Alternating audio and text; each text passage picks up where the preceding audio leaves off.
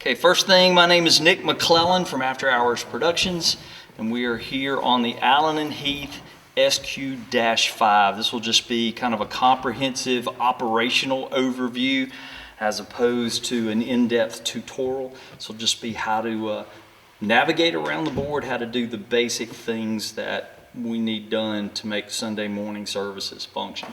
So the first thing we want to do is talk about getting volume out of the console to the various things that it needs to run. So we're going to push down here. I'm going to press the left-right button if you want to drive that thing. The left-right button is right here. It's above the top of this fader. Now here's something to keep in mind, that you have all of these blue buttons all the way up and down. They start all the way up here at the top with the FX. You want to go up and catch that? With the FX button up here. And those are your 4 effects. Then below that you have your mix select, which is where we get into the monitors in 1, 2, 3, and 4. Then 5, 6, 7, 8 are also monitors. And then come all the way down to 9, 10, 11, 12. Those are stereo in-ear mixes. We're also going to be using them as matrices now to be able to feed the camera system.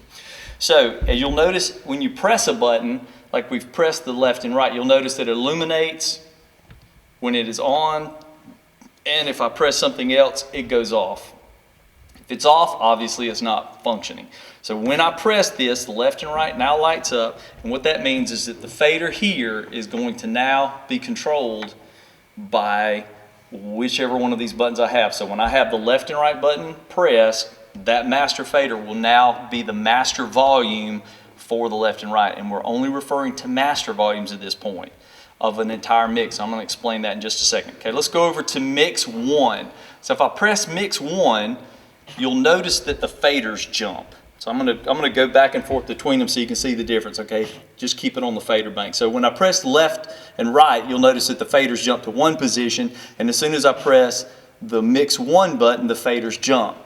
Now for those of you that are not familiar with this type of functionality, it's called sends on faders, and what that just means is that each one of the mixes that are over here on the right, the 1, 2, 3, 4, 5, 6, all the way down through 12, those are individual mixes. If you want to think of them as monitors on the stage, it would be a control for each individual monitor on the stage. So whatever the output of those 12 mixes is connected to, when you press the corresponding number over here, all the faders on the left side of the board are going to jump to whatever you've set for them. So by way of example, let's go down to, I'm going to go to 12 because we're not using 12, and I'm going to push all the faders down, and I want you to notice, with all the faders down and this, catch the master right here that I'm pressing, and the master down, nothing is being fed through that channel. Now as soon as I come over and I come up here to the top here, I unmute these channels. As I begin to unmute the channels, I'm making those specific channels active. So if I push the faders up on these channels to something of this nature, just randomly assigning things, so I have this type of a mix set, it still would not output to the speaker because I don't have the master fader turned up. Now I think this is what happened maybe on one of the TV scenes, is that we didn't have the master fader turned up on that channel. So now you'll notice on channel 12 down here, we have the master fader up and this mix setting over here to the left and right. So now, let's say somebody on the stage says, hey, I need more of something turned up in the monitor. They're pointing to the monitor in the pulpit. So what I would do is I would go up to mix 1, press that button, it now becomes illuminated. You can see the master fader is turned up on it, so there is a signal going to it, and then you look to the left and you see these are the faders that are pulled up, and they correspond, each one of these, like I'm just going to speculate because I don't know, this would be number 1 maybe is like the pulpit, number 2 was the mix on the left of the podium, that's on the right of the podium. So anyway, as the microphones are plugged in and you push the corresponding fader up, it now feeds only to the mix 1. This does not affect what is being fed to the house. It only affects what is being sent to that specific monitor. And the same thing would be true, like we have a monitor for the organ over there, and then you have the choir monitor that's up in the ceiling over there. So each one of those monitors correspond, and I'm going to need to get them and label them because I don't know them off the top of my head, which one of these mixes actually set for that. I think, wasn't 1 the choir overhead, and 2 was in the pulpit, and 3 was the organ? as I logically would think it out, that's most likely how I would have said it, but that could be true, it might not be true, so we'll figure that out. But that explains how to turn the volume up on the monitors. So at this point, let's just ask a question. Are you understanding what I'm referring to when we talk about the monitors? Are you understanding how we're adjusting the levels on those? We're not talking about equalization, compression, limit. We're just strictly talking about turning something up in the wedge. Does that make sense? Oh, you guys got that? This is just the output to those. That's it. It's just only 3 monitors in this room right now. Right. So There is a full. full. Or piano, we have to turn up the piano mic on the car monitor. That's right. Yes, you have to turn the piano microphone up in whichever wedge they're needing. Like I don't know, is the same person play the piano and the organ, or do you have separate? Yes. Oh, the same person does. So she's never going to be. 80% of the time. Gotcha. Okay. So it'll be tailored to her. And then also, so y'all know, there's a monitor in the pulpit Right. for special singers or Yeah. for solos. Solos. Right. Okay. So that's just a quick down and dirty about adjusting the levels to the monitors and to the mains. After you have pressed a mix button, this is probably the single biggest problem that occurs, is that you'll be running sound, you'll press a button over on the right-hand side and forget to go back and push the left-right button again. That happens all the time in every church with every console that's installed. You just forget that you're in monitor mode. If you have any of those buttons, all the way from the effects all the way down through 12, if any of those are lit, you are not affecting what's coming out of the main speakers. You're only affecting the monitor that you've actually selected. So that's super duper important, and I get more phone calls about that one thing than anything else on these boards, because they'll be like, I'm moving the faders and nothing's happening in the house, and the guy on the stage, his ears are getting big and small because it's blowing his head up. So make sure we go back to the left and right, and that'll make that. All right, now let's just kind of take just a moment to discuss just some basics of sound, and then we're going to come back to how to get those things. So there's 4 basic things that create a good mix. Number 1 we've discussed is the volume. The volume as one instrument or one vocalist relates towards another one. Then you have the panning. The panning is left and right. If I have one vocalist in the middle and I have the pan, which moves things left and right, straight up and down, and then I take a second vocalist and I put them in there and I have the pan straight up and down, it's going to sound like both vocalists are coming right at me head on. You don't want to do that. You want to create a stereo image in your mix because you're doing for TV. See, that's the thing. Like if you were only doing in the house, you wouldn't have to worry about this, but because you are mixing for TV, because we're now going to take a matrix, you need to know that you need to take these 4 things into consideration. Volume, obviously, you'll get that. The panning left and right. So what I do is as I'm looking at the singers on the stage, I'm going to have some singers that are on my left and some singers on my right and some in the middle.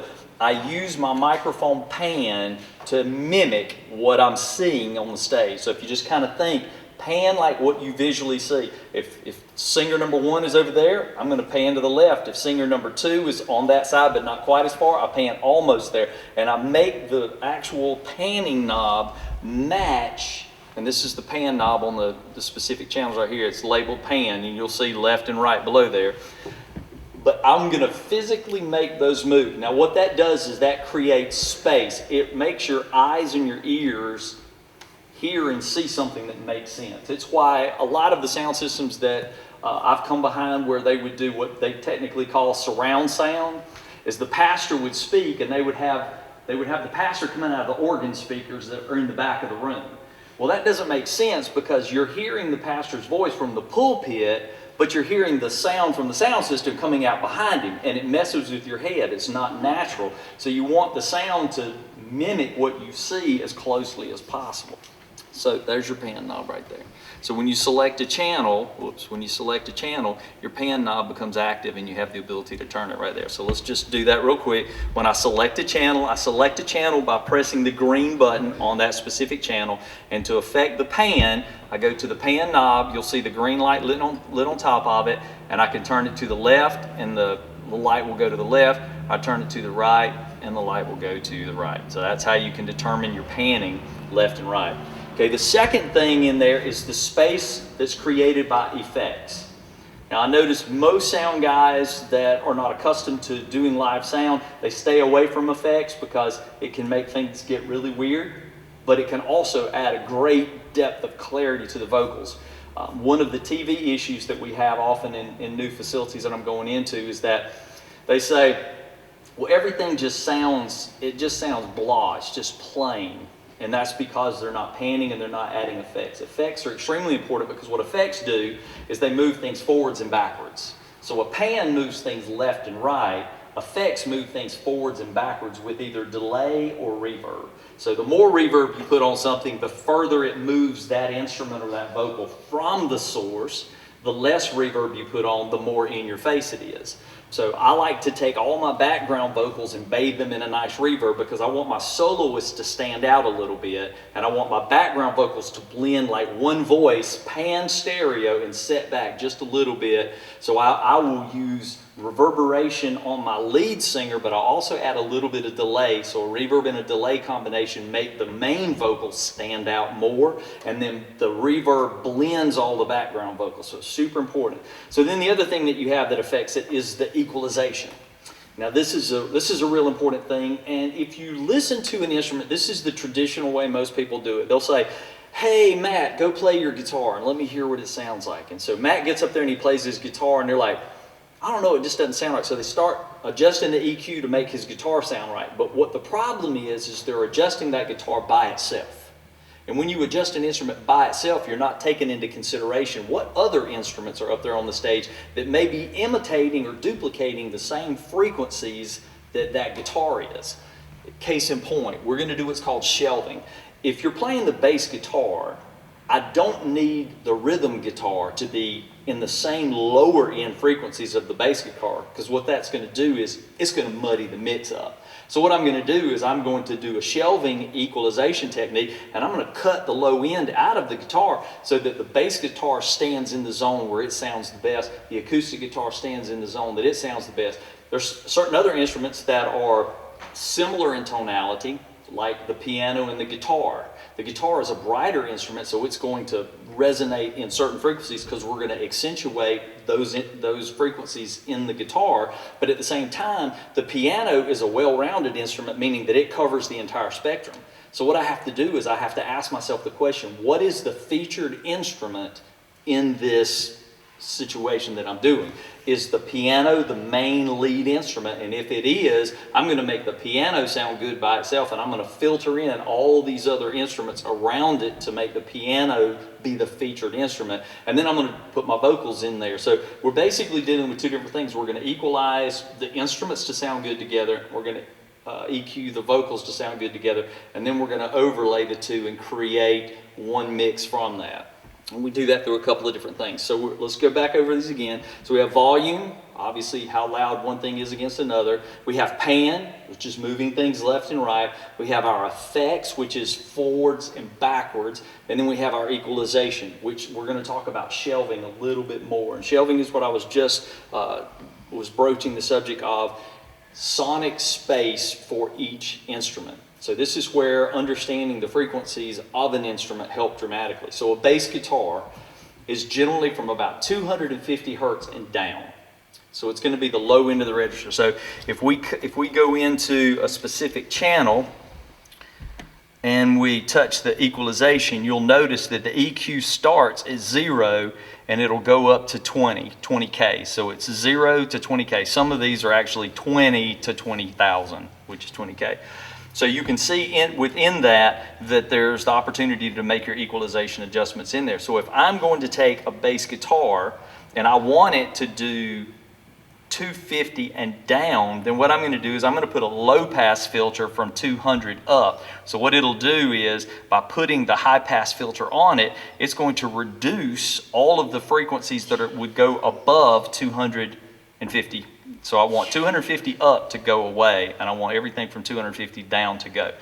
And you can definitely hear the difference in that. Now, in certain instances, if it's a more jazz style or a funk style and you want the brightness of it, you may come in and add a little bit on the top end of the scale so that you get the brightness when it goes way up high. But as a main thing, you want to say, I want the instrument's dominant tonality to be what I feature and to cut all the other stuff out so that it doesn't get muddy.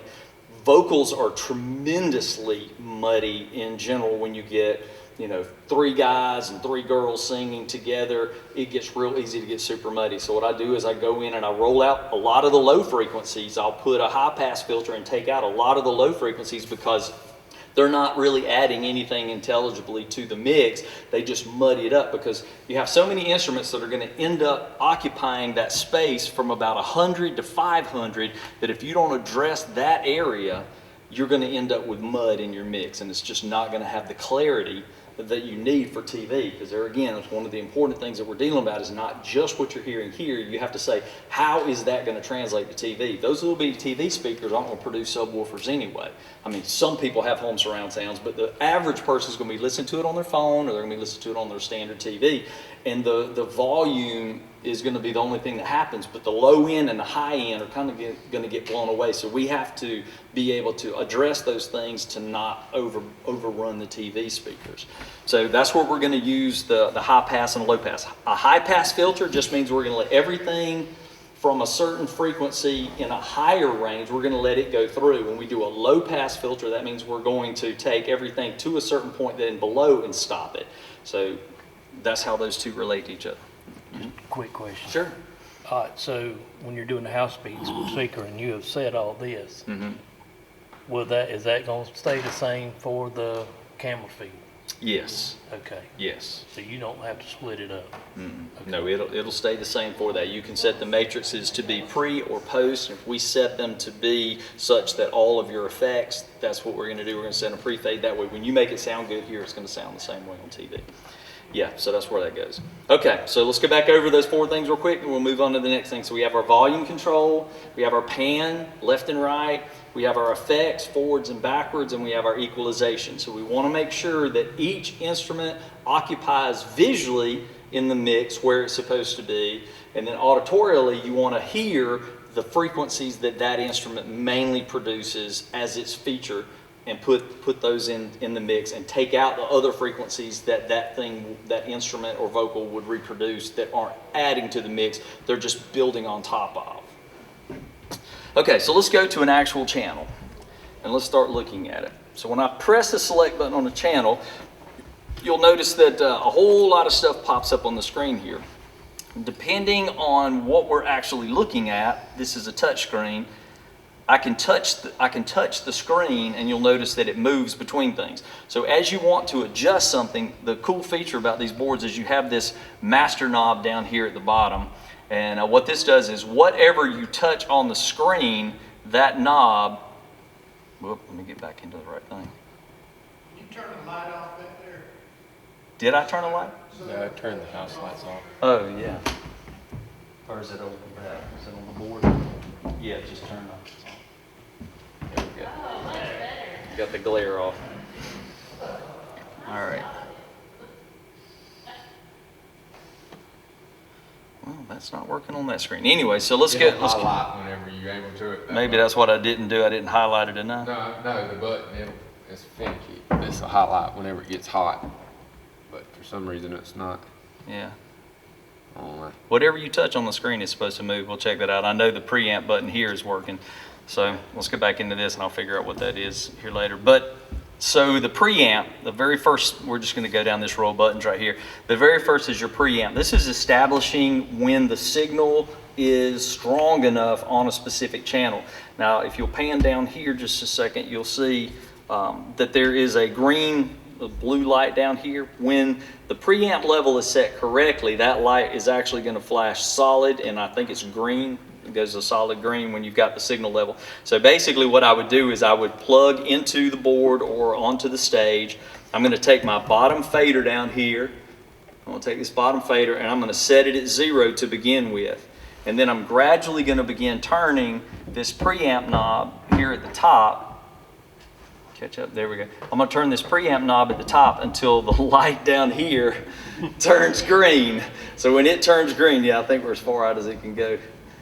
Oh, no, there you go. Now you get more of it. I think when it's leaning down, that lens slides out. But anyway, that light will turn green. That's how you set the level. So what that does is that maximizes what's called the signal to noise ratio. Bless you. The signal to noise ratio, so that you get the maximum amount of signal without creating any harmonic distortion, which doesn't sound pleasant. Okay, the next one over here, I'm going to touch the equalization, and we're going to make adjustments. Now, can you see this one thing that I'm moving right here, sliding back and forth? This is the high pass filter. This is what I was saying a minute ago that allows the signals above whatever frequency. So like this one right here, you probably can't see it, but it's 100 at the very bottom down there. And as I turn this, you can notice it'll go all the way up to here. That's full out on it, which is a little bit above 500, probably 600 or 700. So I could theoretically roll off everything above 700. So what that means is that nothing below this area right here, none of that sound's going to come out. The only thing you're going to hear is the black area, which would be in this instance like 600 all the way up to 20K. So when would you use that? You would use that for instruments that you don't want to have low frequency rumbles. A perfect example is somebody singing on a mic, the mic's hot, and you hear them go, and the speakers go, doom, doom, doom, doom, because every time they make we call them plosives, but it's something that blows in the mic. So what I would do is for every vocal mic, the first thing I do is I set a 100 hertz roll off, because I don't need anybody in the vocal range to be below 100 hertz. That's just air movement. You don't hear that. That's just air movement. So I don't want, unless somebody's beatboxing, which I don't foresee that going along with. I don't see that going with Casey's sermon. He might use an illustration one day and break it down one time, but yeah, most of the time 100 hertz and below is not something you want your mics to do. Maybe a gospel sing, occasionally you'll get a bass singer that'll come and put some sort of a harmonic enhancer on his voice, and he'll sing 100 and it'll drop it down to whatever, and you might not want to cut that out. So that's what that is. So for every vocal mic, I always put a pass on there of 100. Then we'll talk about gate and compression here in a second. Let's go. Oh, here's really important. See this little button over here to the side? It says in. So if I press that, you'll notice that the area that was gray a minute ago now turns green. That means it's active. If this is not turned on, it's grayed out, meaning you've set it, but it's not working. Until you press that in button, it is not active. Same thing with the gate and the compressor over here. They must be turned on in order for them to work. So that in button should really just be an on and off button. I don't know why they just called it in, but it's inserting the high pass filter, it's inserting the gate, and it's inserting the compressor. So I guess that's the reason they called it an in. I think it would have been easier just on and off. But anyway, that's what that is. Okay, so now let's talk a little bit about gates and compressors, just very briefly. I don't want to get too in depth. A gate is something that keeps something in or keeps something out, just like your dog. You put him in the gate, close the door, he cannot get out. If you open him and he goes out and you close the gate, he can't get in. Okay, gate in audio works exactly the same way. You either want something to stay in a certain level, meaning that I don't want the sound to get out, or you want to only let the sound out when it gets to a certain level. So the gate, as we have it here, is going to establish, so I turned the gate on and then I pushed the little feature right here. I don't know if y'all can see it as I turned it there. And this little funky icon thing comes up over here. And what this is doing is this is describing at what point the gate is to turn on and what point the gate is to turn off. So now let's put this in practical terms.